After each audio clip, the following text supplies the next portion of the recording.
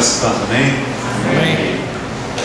Queria convidar os irmãos a abrirem as Bíblias no Evangelho de João, capítulo 11, a partir do primeiro versículo, para que nós possamos estar meditando na palavra do Senhor também nessa noite, diante desse tema que tem sido proposto a nós durante esse mês, que nos fala a respeito de cura. Temos ouvido nesses domingos que tem passado. Domingo passado eu não pude estar aqui com os irmãos, estive pregando no acampamento na nossa igreja na cidade de Nova Odessa, mas nos outros domingos nós tivemos a alegria de poder ouvir a palavra do Senhor. E eu quero compartilhar um pouco com vocês também a respeito desse tema nessa noite. João, o Evangelho, capítulo 11, por favor.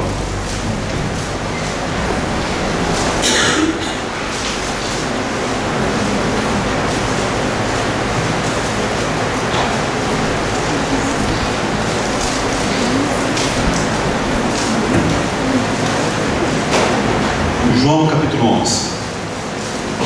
Todos acharam, amém? Esse texto, na verdade, que eu queria compartilhar com vocês, ele é bastante extenso. Essa é a verdade. Eu tentei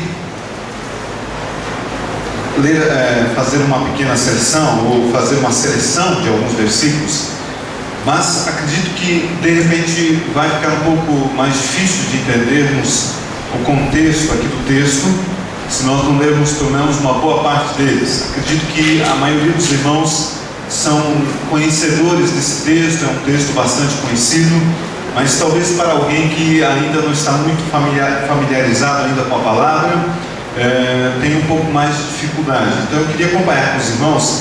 Enquanto nós estivermos lendo esse texto, gostaria que você refletisse, que você pensasse naquilo que nós estivermos lendo.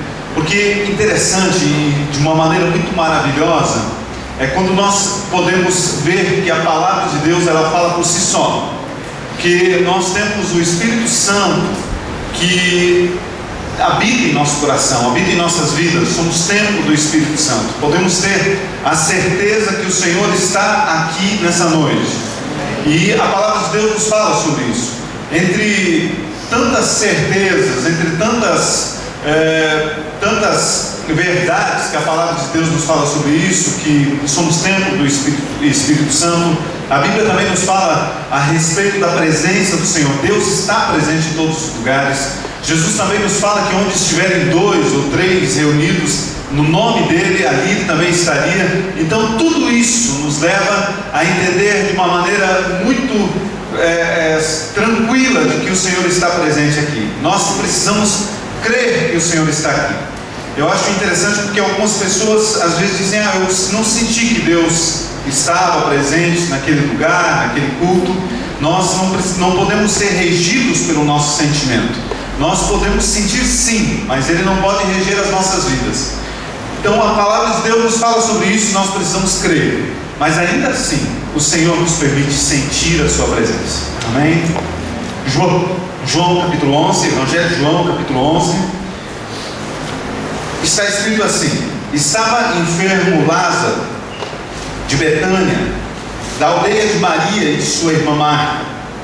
Esta Maria, cujo irmão Lázaro estava enfermo, era a mesma que ungiu com bálsamo o Senhor e lhe enxugou os pés com os seus cabelos.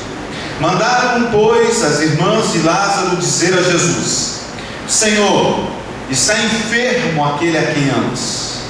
Ao receber a notícia, disse Jesus: esta enfermidade não é para a morte, e sim para a glória de Deus, a fim de que o Filho de Deus seja por ela glorificado. Ora, amava Jesus a Marta e sua irmã e a Lázaro. Quando, pois, soube que Lázaro estava doente, ainda se demorou 2 dias no lugar onde estava. Depois disse aos seus discípulos: vamos outra vez para a Judéia. Vamos para o versículo 17. Chegando Jesus, encontrou Lázaro já sepultado, havia 4 dias. Ora, Betânia estava a cerca de 15 estádios perto de Jerusalém. Muitos dentre os judeus tinham vindo ter com Marta e Maria para as consolar a respeito de seu irmão. Marta, quando soube que vinha Jesus, saiu ao seu encontro. Maria, porém, ficou sentada em casa. Disse, pois, Marta a Jesus: Senhor, se estiveras aqui, não teria morrido meu irmão. Mas também sei que mesmo agora, tudo quanto pedires a Deus, Deus te concederá. Declarou-lhe Jesus: teu irmão há de ressurgir. Eu sei, replicou Marta, que ele há de ressurgir na ressurreição, no último dia. Disse-lhe Jesus: eu sou a ressurreição e a vida. Quem crê em mim, ainda que morra, viverá. E todo o que vive e crê em mim não morrerá eternamente. Crês isto? Sim, Senhor, respondeu ela. Eu tenho crido que tu és o Cristo, o Filho de Deus, que devia vir ao mundo. Tendo dito isso, retirou-se e chamou Maria, sua irmã, e lhe disse em particular: o Mestre chegou e te chama. Ela, ouvindo isso, levantou-se depressa e foi ter com ele, pois Jesus ainda não tinha entrado na aldeia, mas permanecia onde Marta se avistara com ele. Os judeus que estavam com Maria em casa e a consolavam, vendo-a levantar-se depressa e sair, seguiram-na, supondo que ela ia ao túmulo para chorar.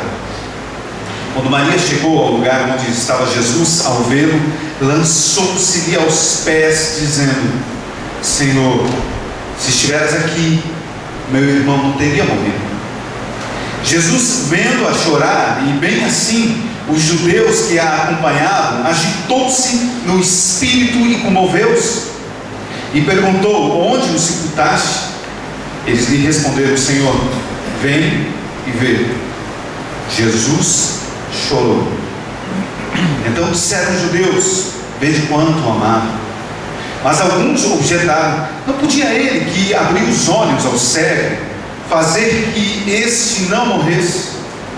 Jesus, agitando-se novamente em si mesmo, encaminhou-se para o túmulo. Era este uma gruta, e cuja entrada tinha posto uma pedra. Então ordenou Jesus: tirai a pedra.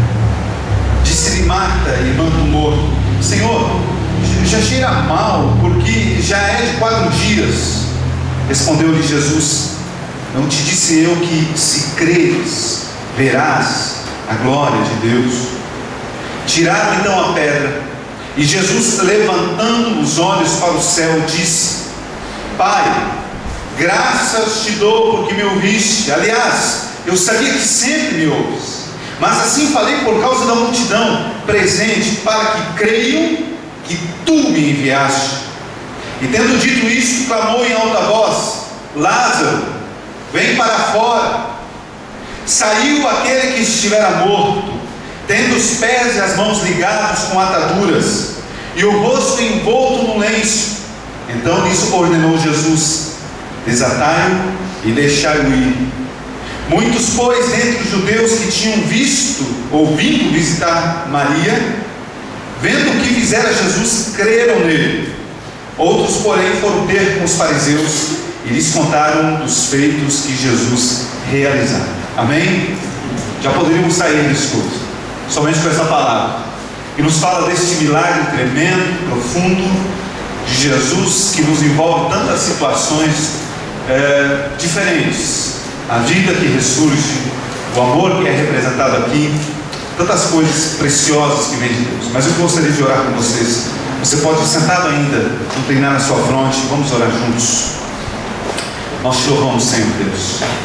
Assim como nós cantamos aqui nessa noite, cantamos a canção dizendo: deixamos tudo aos pés da cruz. Nós assim queremos deixar tudo agora aos teus pés, sendo gratos a ti, Senhor Deus, porque estás aqui neste lugar. Nós cremos nisso, Senhor Deus, pela tua palavra, mas mesmo assim temos sentido a tua presença desde o momento que a planta dos nossos pés tocou este lugar. Nós queremos pedir, Pai, que continues ministrando em nosso coração ainda nessa noite, falando ao nosso coração a respeito daquilo que já tem se falado durante todo este mês. Senhor Deus, em nome de Jesus. Amém. Amém. Eu quero, queridos, falar nessa noite, mais uma vez, a respeito desse tema, como eu já disse, a cura. Falar sobre cura. E eu queria refletir um pouco com vocês sobre o texto que nós acabamos de ler. Inclusive o tema que eu escrevi enquanto estava lendo essa passagem e me veio à mente reflexões sobre a dor, quando não vemos a cura. Porque esse texto, querido, nos fala a respeito de, talvez humanamente falando, uma das maiores tragédias que podem alcançar o homem. Há muitas coisas que nós podemos vencer, há muitas situações que nós podemos driblar na nossa vida, podemos passar por cima, há situações que nós podemos vencer. Nós podemos perder o emprego, nós podemos perder a própria saúde em si, mas se tem uma coisa que nós não podemos vencer, uma visão numa esfera humana, é a morte. A morte, ela condena o homem assim que ele nasce. Toda pessoa pode ter essa certeza, e tem essa certeza, que um dia a morte o alcançará. Essa é a certeza que o ser humano tem.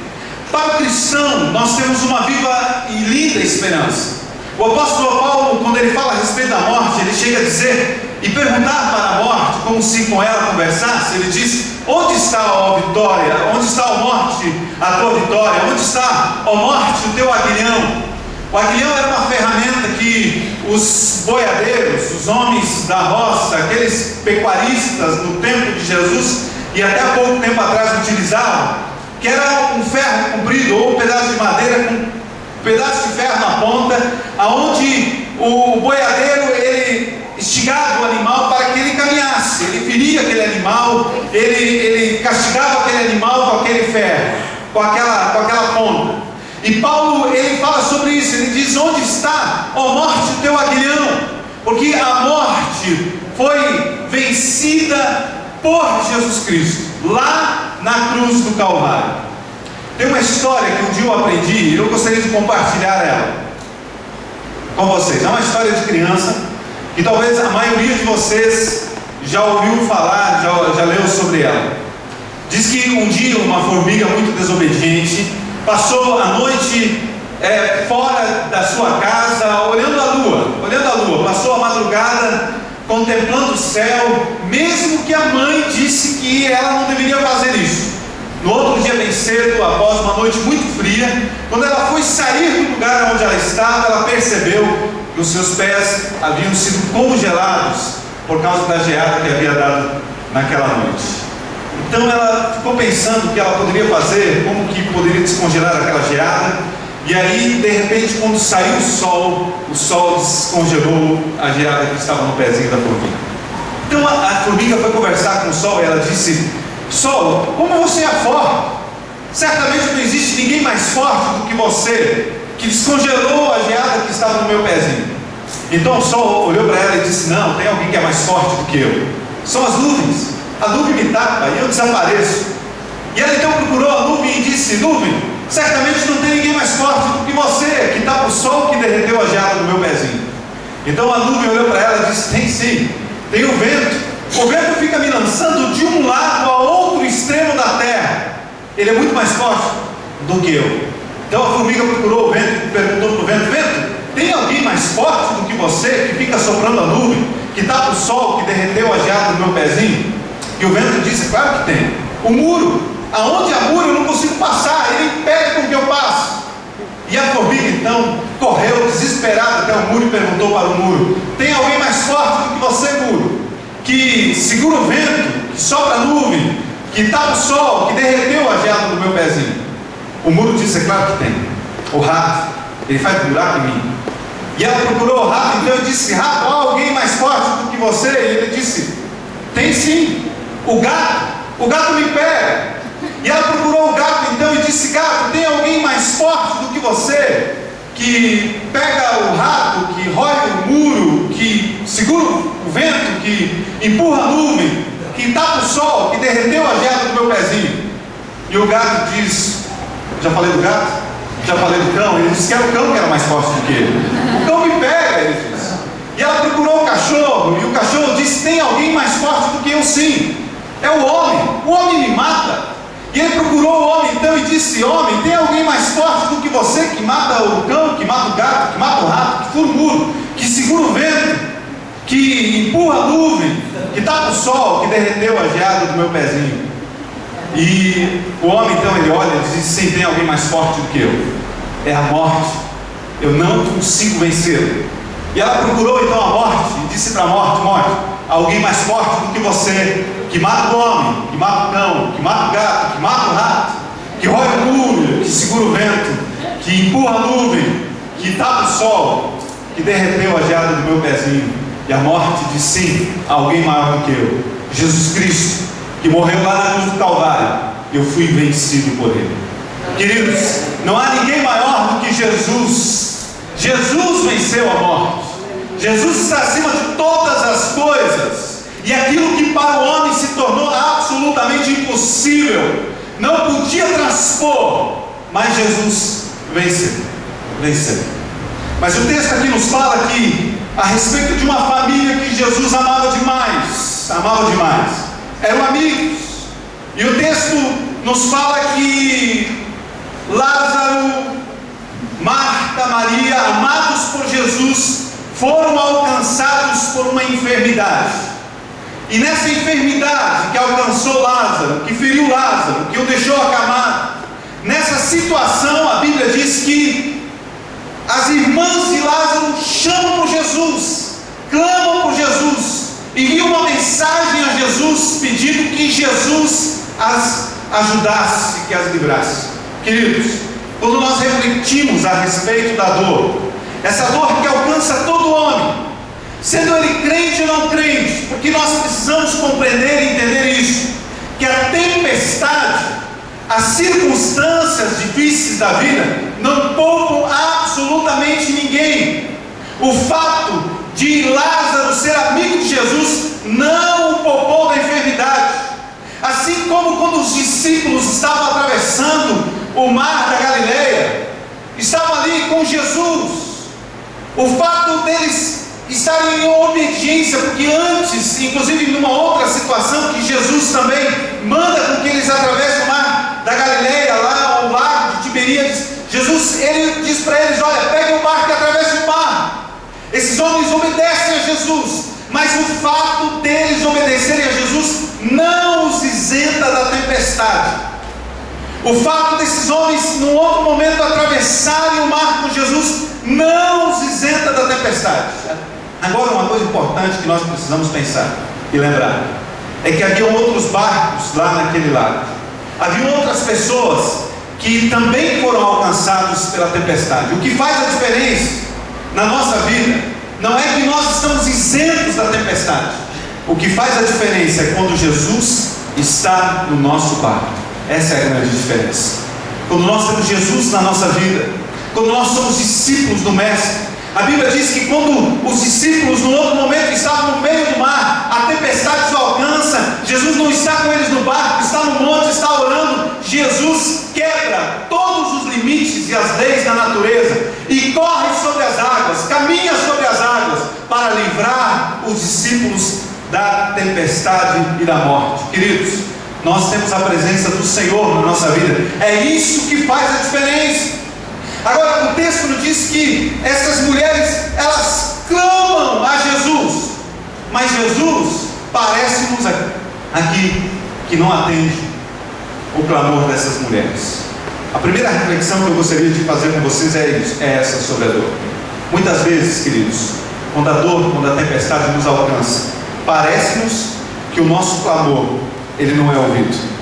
O versículo 5 diz: ora, amava Jesus a Marta e a sua irmã, e amava também a Lázaro. Ele amava aquela família. Mas o versículo 3 diz, antes desse texto, diz: mandaram, pois, as irmãs de Lázaro dizer a Jesus: Senhor, está enfermo aquele que amas. Jesus amava Lázaro. Elas chamam por Jesus, elas clamam por Jesus, mas parece-nos que Jesus está alheio ao sofrimento dessas mulheres, porque Jesus não corre desesperado para atender. Essas mulheres, elas tinham talvez a convicção de que Jesus, diante do clamor,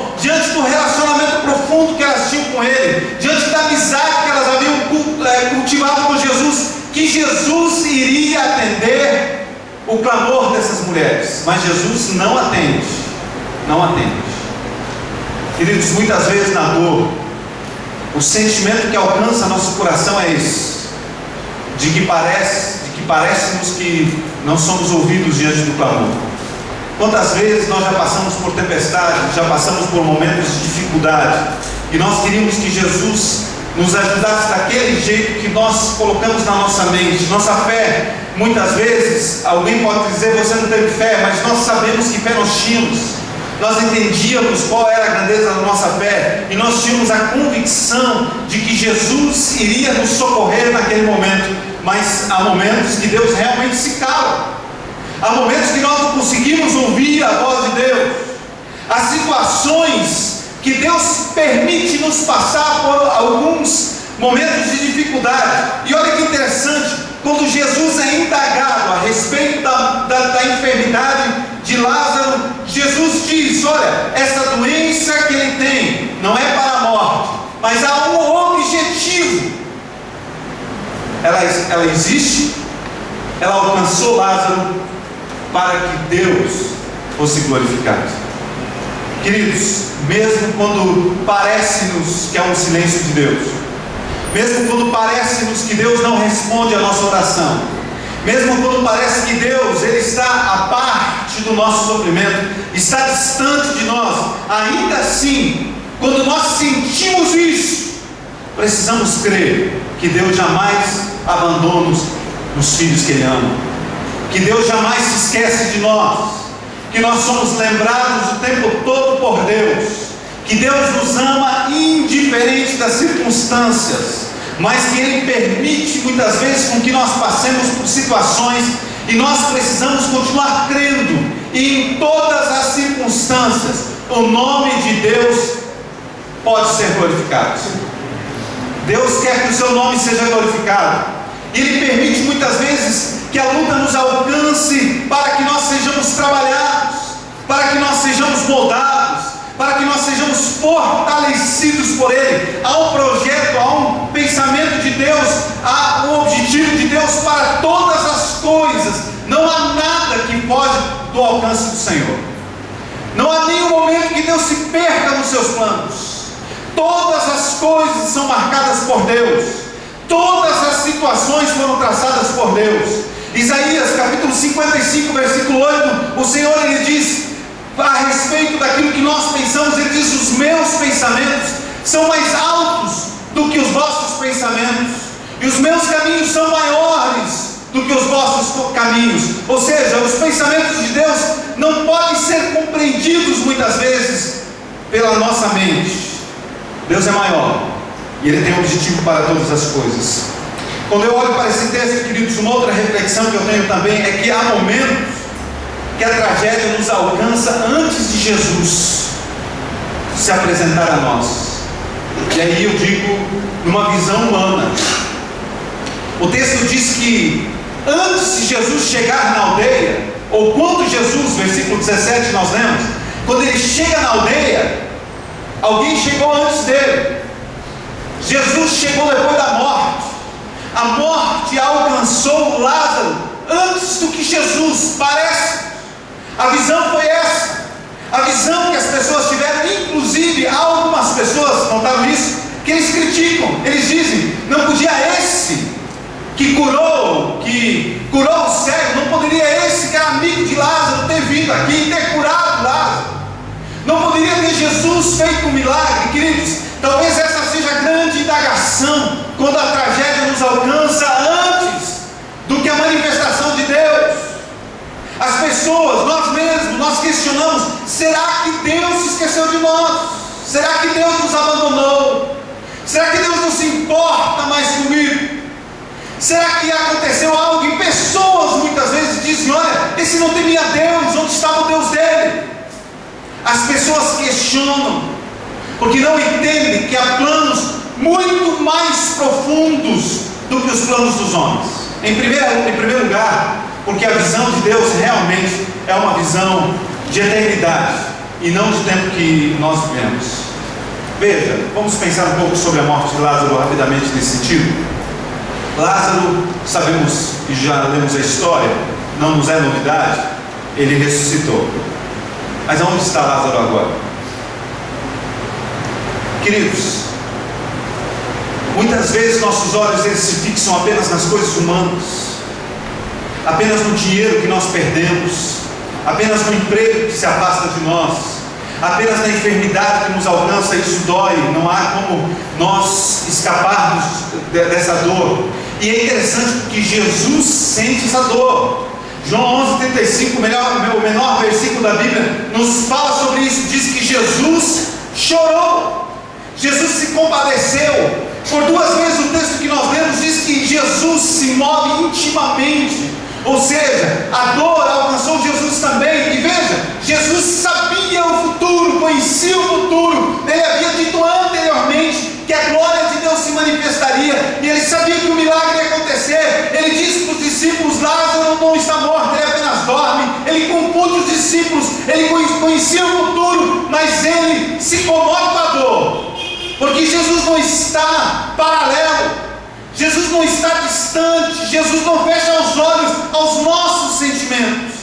Ele conhece e ele sabe tudo aquilo pelo qual nós passamos. Ele conhece o nosso coração. Eu queria que você entendesse isso de uma maneira muito clara nessa noite. Deus sabe exatamente o que você sente. Deus se importa com você nos mínimos detalhes. Deus se importa com você em todas as áreas da tua vida. Mas há um projeto maior de Deus, e precisamos entender. Os discípulos tinham às vezes dificuldade de entender isso. Eles entendiam que Jesus era o Salvador da pátria. Jesus tinha um propósito para a nação de Israel. Eles entendiam que Jesus seria um rei terreno, mas Jesus não tinha um objetivo primário com as coisas deste mundo. A visão de Jesus era em relação à pátria eterna, era em relação à eternidade. E nós precisamos compreender que ainda que a aflição nos alcance, há algo maior que nos espera, há uma eternidade que nos espera. As irmãs de Lázaro parece que entendiam isso. A dor havia alcançado elas estavam entristecidas. Parece-nos que Maria um pouco mais, não é verdade? Porque Marta ela corre em direção a Jesus, mas o texto diz que Maria continuava lá na casa sentada. Ela sabia que Jesus estava chegando, mas havia sentimentos e pensamentos que certamente haviam tornado a mente de Maria um turbilhão. Talvez ela não conseguia entender, talvez ela não conseguia aceitar. Veja a situação que elas estavam passando, a dor de perder o ente amado, a dor de perder o único irmão que tinham, e todo o futuro delas agora estava ameaçado. Numa sociedade que a mulher não tinha valor nenhum, numa sociedade em que a mulher ela era rejeitada absolutamente. Elas perderam o referencial da família, elas perderam o chão, perderam a estrutura familiar, perderam o alicerce que elas tinham, elas perderam tudo. A tragédia alcançou elas de uma maneira impiedosa, terrível. E Maria sabia que Jesus poderia ter feito um milagre.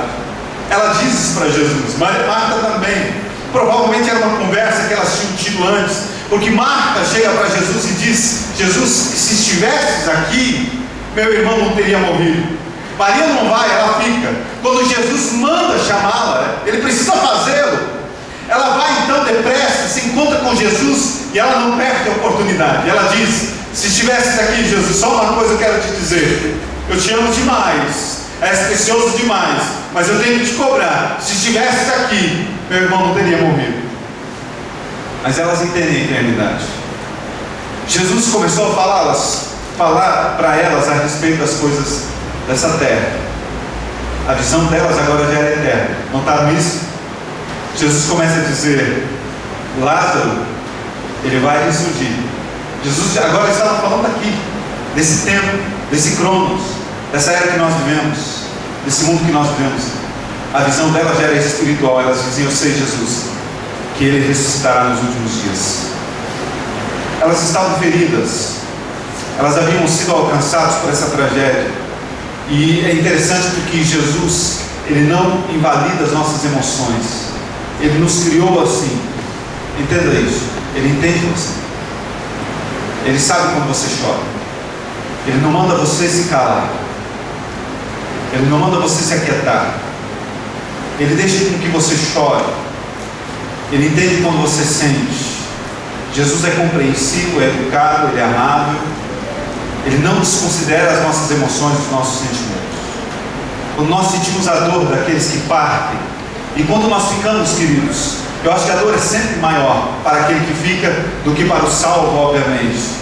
Eu, quando estava nos funerais e compartilhava a palavra, eu sempre dizia que se a pessoa, diante da certeza que nós tínhamos que essa pessoa estava salva, eu dizia, se essa pessoa pudesse voltar agora, escolher voltar, milionária, sem nenhuma enfermidade, diante da possibilidade que ela agora vive, estando já aos braços do Pai, ela jamais voltaria, porque não há lugar melhor do que estarmos, do que aos braços do Pai. O que nos espera, e precisamos ter essa visão eterna, o que nos espera é muito maior do que esse mundo, queridos. Um dia nós vamos atravessar o rio, mas a morte é vitória para nós. Jesus venceu a morte. Jesus venceu a morte. Paulo, ele tinha uma intimidade tão profunda com Jesus que ele não sabia, parece, nos direitos que ele queria. Ele diz, olha, se eu estiver aqui, se eu continuar aqui, eu sou útil, eu posso trabalhar, mas eu tenho vontade de estar com o Senhor. Para mim a morte é lucro. Eu estou com vontade de estar com o Mestre. É dele que ele estava pregando tanto tempo. E quando ele depois de voltar da sua terceira viagem, ele está junto com os irmãos na igreja de Antioquia. Ele se prepara para descer a Jerusalém.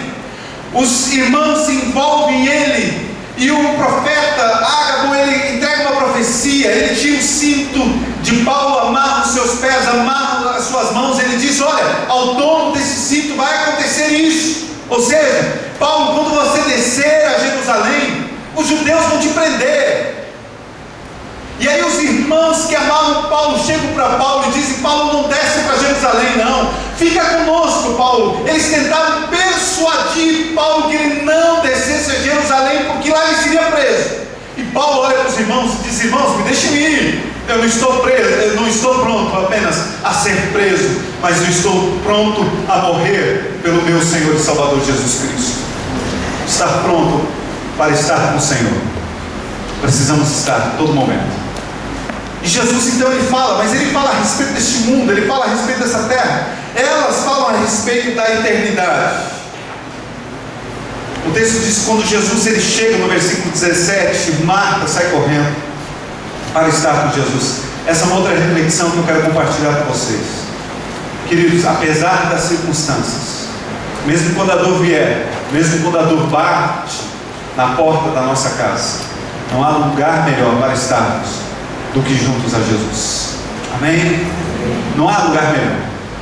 Ainda que a dor invada a nossa casa, chute a porta, rompa, entre, force, ainda assim não há lugar melhor para estar do que junto com Jesus. Ele é a melhor companhia em todo o tempo.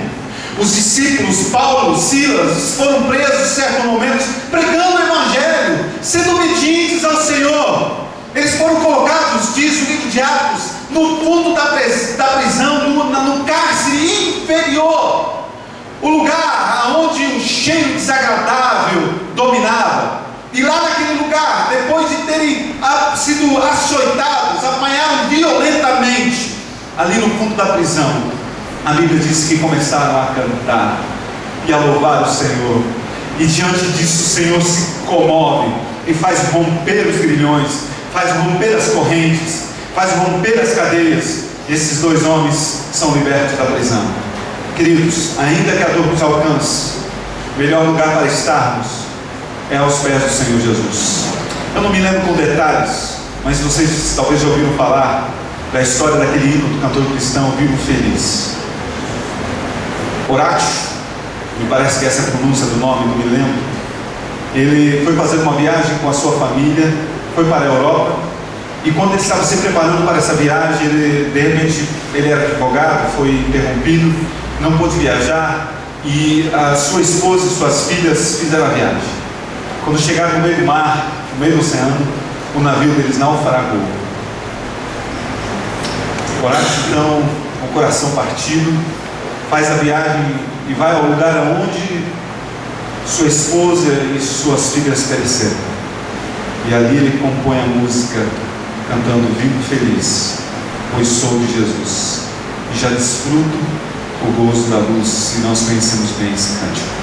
Como que pode um homem que perdeu suas filhas, sua esposa, compor um hino dizendo que vive feliz? Porque ele entendia profundamente que, apesar de todas as circunstâncias que nos alcançam negativas, não há lugar melhor para estar do que onde Jesus está. Uma quarta reflexão que eu queria fazer com vocês é que, diante da dor,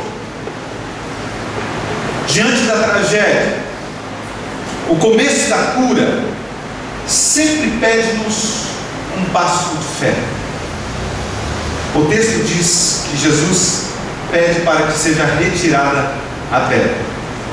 Retirar a pedra, queridos, para que a cura venha diante da tragédia, é fundamental. Eu fico maravilhado com a palavra do Senhor, porque Deus é um Deus que opera milagres incompreensíveis por nós, ilimitados, mas Deus permite com que sejamos participantes muitas vezes dos milagres. Vocês já perceberam isso? Quando ele está com os discípulos lá no monte, ele multiplica os pães, ele olha para os discípulos e fala: sejam participantes do milagre que eu vou realizar. Distribua o pão entre o povo. Aqui nesse texto, Jesus iria ressuscitar Lázaro, e ele chama as pessoas a serem participantes daquele milagre. Ele manda que retirem a pedra. Queridos, Jesus permite-nos, diante da dor, diante da tragédia que nos alcança, diante da dor que nos machuca, Ele nos permite sermos participantes do milagre. E uma das coisas que nesse texto Ele nos ensina é que nós devemos agir também. O Senhor pode fazer sem nossa ação, mas Ele permite com que nós sejamos participantes do milagre agindo. Ele olha para os outros e diz: sejam participantes do milagre comigo, removam a pedra.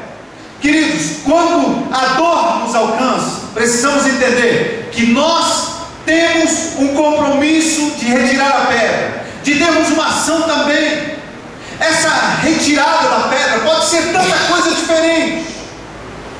De repente, diante da tragédia, da perda de alguém que nós amamos, da morte que alcançou, de um casamento que foi destruído, o Senhor nos convida a levantarmos nossa cabeça, a nos agarrarmos a Ele, recomeçarmos o caminho que foi destruído por algo inesperado, uma dor profunda que nos alcançou.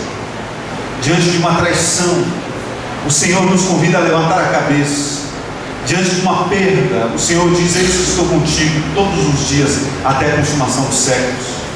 Diante dos momentos de dificuldade, o Senhor nos diz: ainda que você esteja andando pelo vale da sombra da morte, eu estou com você, a minha vara e o teu cajado te consolam. Levante, tome um passo de fé, se abrace a Jesus, retira a pedra que precisa ser retirada, tome uma atitude. Retirar a pedra, queridos, pode incomodar no início. Não foi isso que aconteceu? Quando Jesus manda retirar a pedra, a irmã de Lázaro disse para ele: olha, eu acho que não é uma boa ideia não mexer com isso não, porque meu irmão já morreu faz 4 dias, e se mexer na pedra, o que vai acontecer? Vai cheirar mal. Queridos, mexer na pedra pode levantar odores muitas vezes que não são tão agradáveis assim, mas precisamos fazer. Retirar a pedra muitas vezes pode ser desconfortável no início, mas precisa acontecer. Quantas vezes pessoas, elas sentem a dor de terem sido separados pela mágoa, por causa de palavras duras que foram ditas. E muitas vezes retirar a pedra é deixar cair o orgulho, é tomar um passo em direção à pessoa que nos ofendeu, e nós dizemos: não é meio bom mexer nisso não, foi a pessoa que nos ofendeu, foi a pessoa que me destratou. E Jesus olha para nós e Ele diz: não importa, retira a pedra, o milagre quem vai fazer sou eu. Não se importe com o cheiro, não se importe com a morte, o milagre, o sobrenatural eu faço, mas você precisa agir. Diante do casamento que parece que está sendo destruído, que talvez já caiu, o Senhor diz: retira a pedra, tome um passo, deixe o orgulho cair por terra, tome uma atitude, caminhe em direção ao seu cônjuge, à sua esposa, peça a você perdão, e você diz: não posso, isso é muito pesado. O Senhor diz: eu não disse que seria fácil, é preciso que haja esforço. O Senhor quer que você seja participante do milagre de restauração no teu casamento, e para isso precisa agir, de restauração na família, e para isso você precisa agir no relacionamento que foi quebrado com os teus pais, e o Senhor diz: retira a pedra, que foi quebrado com os teus filhos, e o Senhor diz: retira a pedra daquela dor que você teve de alguém que foi e que não volta mais. O Senhor diz: retira a pedra, fique em pé. Você diz: eu não consigo. O Senhor diz: eu vou fazer um milagre. Deixe que o sobrenatural sou eu que vou fazer. Deixe com que a vida sou eu que vou trazê-la de volta. Nós precisamos entender que precisamos agir sim. Não precisamos nos preocupar, queridos, com aquilo que é sobrenatural. Não precisamos querer ser Deus. Paulo escreve a respeito do Evangelho e diz: eu plantei, Apolo regou, mas o sobrenatural, o crescimento, foi Deus quem fez. É Deus que age, é Deus que trabalha. O texto diz que quando Lázaro ele sai, ainda sobre ele está atado, está envolvido. Mais uma vez o Senhor permite que aqueles homens sejam participantes do milagre. Ele diz: vão lá, desatem os nós, retirem aquilo que ainda está incomodando, que ainda está prendendo Lázaro. Queridos, o Senhor quer que nós sejamos participantes, inclusive, do milagre na vida de outras pessoas. Sejamos bênção, sejamos influência, levemos a cura para a dor daqueles que estão chorando, que estão sofrendo. O Senhor nos convida a sermos participantes do milagre dele, tanto na nossa vida, como na vida daqueles que estão próximos a nós, entendendo que o milagre maior, que o milagre, na verdade, o sobrenatural, é Ele que vai fazer. Amém?